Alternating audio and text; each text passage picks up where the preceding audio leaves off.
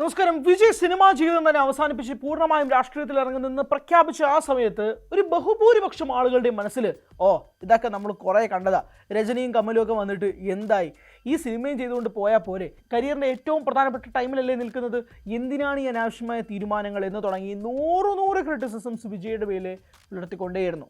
നുണ പറയുന്നില്ല, ഞാൻ ഉൾപ്പെടെ പറഞ്ഞിരുന്നു. അവിടെ നിന്നുകൊണ്ട് ഇന്ന് തമിഴക വെട്ടിക്കഴകമെന്ന പാർട്ടി ഇന്ന് അതിൻ്റെ കൊട്ടിക്കലാശമാണ്. തമിഴ്നാട് മറ്റന്നാൾ വിധി എഴുതാൻ പോവാണ്. അവിടെ തമിഴക വെട്ടിക്കഴകം എന്ന പാർട്ടി ആദ്യമായിട്ട് നിയമസഭയിൽ മത്സരിക്കാൻ വേണ്ടിയിട്ട് ഇറങ്ങുമ്പോൾ പോലും ഇത്രയും വലിയൊരു ഇമ്പാക്റ്റ് ഉണ്ടാക്കിയെടുക്കാൻ കഴിയണമെങ്കിൽ ഒറ്റ കാരണമേ ഉള്ളൂ, തളപതി വിജയ് എന്ന വ്യക്തിയാണ്. ആ ഒരൊറ്റ വ്യക്തിയിൽ നിന്നും ഒരു പാർട്ടിയെ മുഴുവനായിട്ട് കോൺസെൻട്രേറ്റ് ചെയ്യാൻ മാത്രം തമിഴ്നാട്ടിലെ ജനങ്ങൾ പൂർണ്ണമായും ടി വിക്കയുടെ ഒപ്പം നിൽക്കുകയാണെന്ന് പറയേണ്ടി വരും. നായകനിൽ നിന്നും നേതാവിലേക്ക്, ജനനായകനിൽ നിന്നും ജനനേതാവിലേക്ക്, ബോക്സ് ഓഫീസിൽ നിന്നും ബാലറ്റ് പെട്ടിയിലേക്ക് വിജയ് ലക്ഷ്യം വയ്ക്കുന്ന കുറച്ചധികം രാഷ്ട്രീയ ആയുധങ്ങളും തന്ത്രങ്ങളും ഉണ്ട്. പക്ഷെ അത് കൃത്യമായിട്ട് പുറത്തെടുക്കാൻ കഴിയാത്ത രീതിയിൽ വിജയ് സ്റ്റക്കായി നിൽക്കുന്ന പല മുഹൂർത്തങ്ങളും നമ്മൾ കണ്ടിട്ടുണ്ട്. 2024 ഫെബ്രുവരിയിൽ അപ്പോഴാണ് തമിഴക വെട്ടിക്കഴകം ഒഫീഷ്യലി അനൗൺസ് ചെയ്യുന്നത്. അതിനുശേഷം വിജയ് അങ്ങനെ പൂർണ്ണമായിട്ടും രാഷ്ട്രീയത്തിന് വേണ്ടിയിട്ട് ഇറങ്ങുകയോ അങ്ങനെ റാലികളൊന്നും നടത്തിക്കൊണ്ടിരുന്നൊരു സമയമായിരുന്നില്ല. അത് വിജയ് തൻ്റെ സിനിമയുമായി മുന്നോട്ട് പോയിക്കൊണ്ടിരുന്നു. അവസാനത്തെ സിനിമ അനൗൺസ് ചെയ്യുന്നു. ജനനായകൻ എന്ന സിനിമയുടെ പേര് KVN പ്രൊഡക്ഷൻസ് നിർമ്മിക്കുന്നു, H വിനോദ് സംവിധാനം ചെയ്യുന്നു. വിജയുടെ അവസാനത്തെ cinema Thalapathy 69 one last dance എന്നൊക്കെ കൃത്യമായ രീതിയിൽ മാർക്കറ്റ് ചെയ്തുകൊണ്ട് ആ സിനിമ ഇറക്കാൻ വേണ്ടിയിട്ടുള്ള ശ്രമങ്ങൾ നടത്തി. എന്താ സംഭവിച്ചത്? ജനുവരി 9 ആ സിനിമ ഇറങ്ങേണ്ടിയിരുന്നതാണ്. എന്നിട്ട് എന്തായിരുന്നു ആ സിനിമയുടെ വിധി? ആ സിനിമ ഓൺലൈൻ പോർട്ടലിൽ കിടന്ന് കറങ്ങിക്കൊണ്ടിരിക്കുകയാണ്. ഇപ്പോൾ അയാളുടെ അവസാനത്തെ സിനിമയാണ്.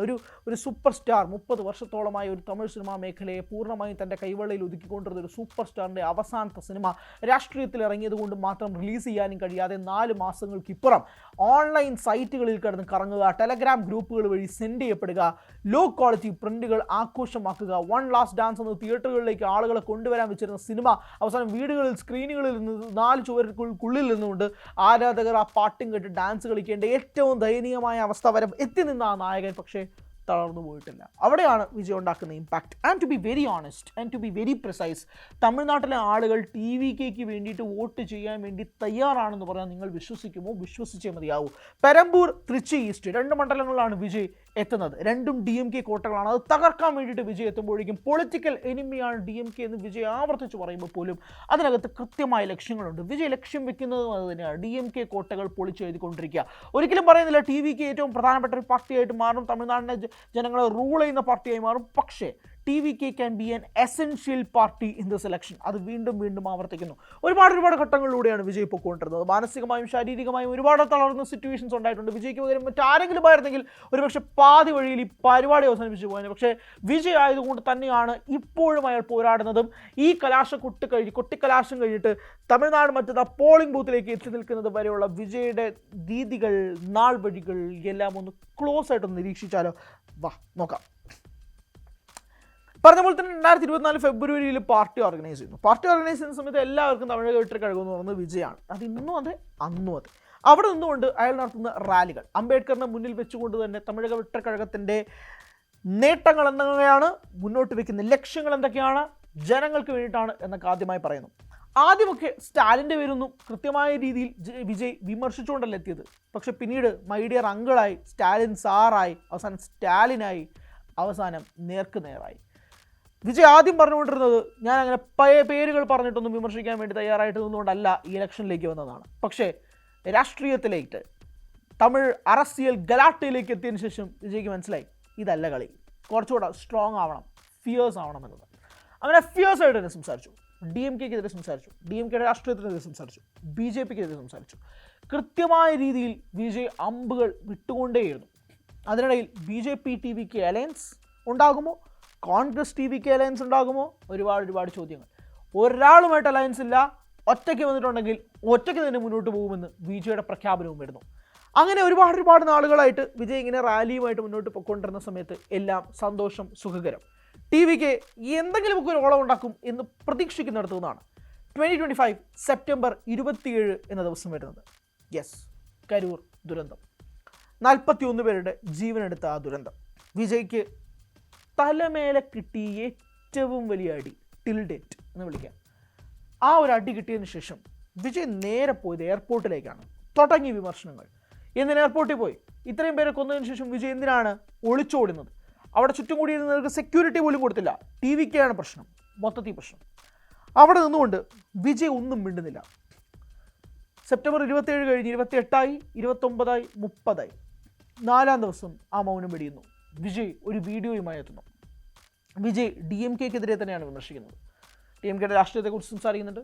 അവിടെ കൃത്യമായിട്ട് സെക്യൂരിറ്റി റീസൺസ് ഉൾപ്പെടെ തടയാൻ വേണ്ടി DMK ശ്രമങ്ങൾ നടത്തിയത് ഉൾപ്പെടെ വിജയ് പറയുന്നൊരു സാഹചര്യത്തിലേക്ക് എത്തി. അങ്ങനെ political rift TVK versus DMK ഭയങ്കരമായി ശക്തി ആർജിച്ച ഒരു സംഭവം കൂടിയായിട്ട് കരിയൂർ ദുരന്തത്തെ വേണമെങ്കിൽ വിളിക്കാം. അവിടെ നിന്നുകൊണ്ട് വിജയ് നടത്തുന്ന പല റാലികളും അതിനുശേഷം പല കാര്യങ്ങളും ആ ഒരു കരിയൂർ ദുരന്തത്തിന് ശേഷം TVK കൊണ്ടുവരാൻ വേണ്ടി ശ്രമിച്ചു. അതിലൊന്നായിരുന്നു ഹെലികോപ്റ്ററുകൾ ഉൾപ്പെടെ. ബാംഗ്ലൂരിൽ നിന്ന് ഹെലികോപ്റ്ററുകൾ വാടകയ്ക്കെടുത്ത് സിറ്റിയിലുള്ളിൽ ഇനി വിജയോ TVKയോ പ്രചരണം നടത്തില്ല, ഗ്രാമങ്ങളിൽ പോകും, അവിടെ ഒരു 100 മീറ്ററിന് അപ്പുറത്തേക്ക് ഹെലികോപ്റ്റർ പാർക്ക് ചെയ്തിട്ടൊരു സമ്മേളനം നടത്തും, അവിടെ ആളുകളെ അരമണിക്കൂർ മുമ്പ് മാത്രമേ കയറ്റി വിടുകയുള്ളൂ. അങ്ങനെ പല രീതിയിലും TVK ആ ഒരു പെട്ടെന്നൊരു പാനിക്കിൽ കുറച്ച് തീരുമാനങ്ങൾ എടുത്തു. പക്ഷേ വിജയ്ക്ക് മനസ്സിലായി ഇതൊന്നും അല്ല രാഷ്ട്രീയം. ഹെലികോപ്റ്റർ വെച്ച് കറങ്ങി നടന്നിട്ടോ ഉള്ളിൽ പോയിട്ട് 100 പേരെ കടത്തിയിട്ടോ ഇതൊന്നും കാര്യമില്ല. ഇറങ്ങണമെങ്കിൽ ജനങ്ങൾക്ക് ഇറങ്ങി കളിക്കണം, നടുവിലിറങ്ങി കളിക്കണം. അതാണ് രാഷ്ട്രീയം, അതാണ് തമിഴ് ഗലാട്ട, അരസ്യൽ ഗലാട്ട എന്ന് മനസ്സിലാക്കിയ വിജയ് അതെല്ലാം അപ്പാടെ തള്ളിക്കളഞ്ഞ് പിന്നീട് ഇറങ്ങി തുടങ്ങി.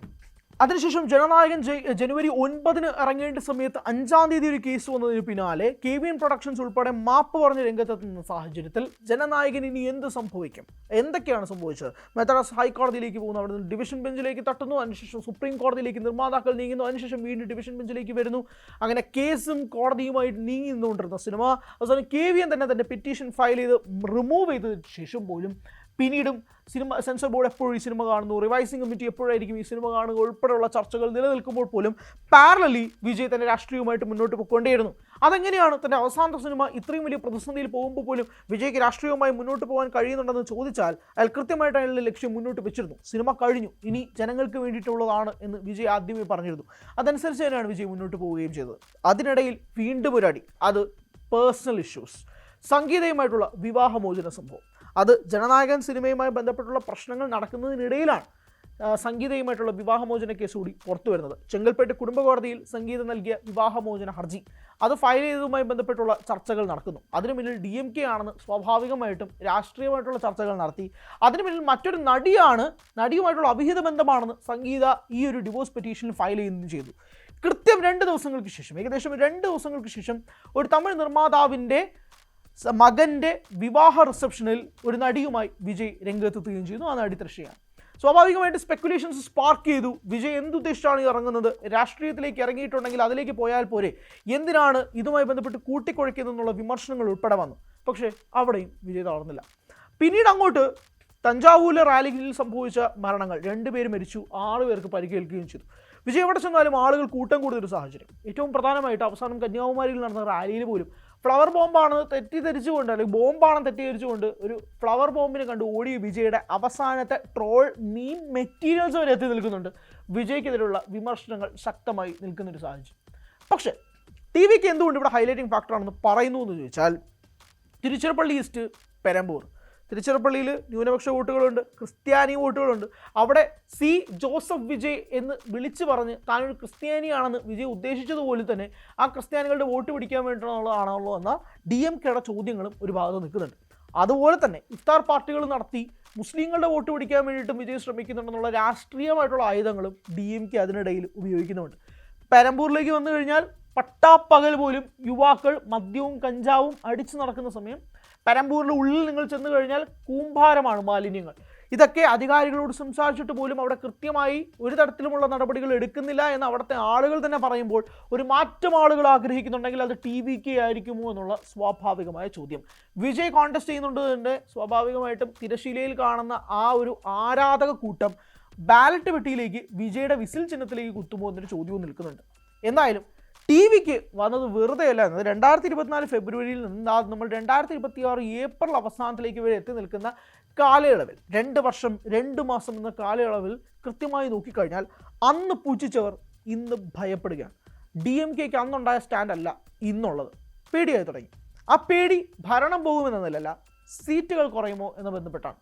എന്തായാലും ഇന്ന് കൊട്ടിക്കലാശം കൂടി കഴിഞ്ഞതിന് ശേഷം സ്വാഭാവികമായിട്ടുണ്ടാകുന്ന ചോദ്യങ്ങൾ അതുതന്നെയാണ്. തമിഴ്നാട്ടിൽ രാഷ്ട്രീയമായിട്ട് ഷിഫ്റ്റ് ഉണ്ടാകുമോ? ഉണ്ടാകുന്നെങ്കിൽ തന്നെ വിജയുടെ പേരിൽ ഉണ്ടാക്കാൻ കഴിയുന്ന ഷിഫ്റ്റ് എത്രമാത്രമായിരിക്കും, എന്നാൽ അതനുസരിച്ചായിരിക്കും സ്വാഭാവികമായും DMK അടുത്ത 5 വർഷങ്ങളിലേക്ക് നീക്കങ്ങൾ നടത്താനും പോകുന്നത്.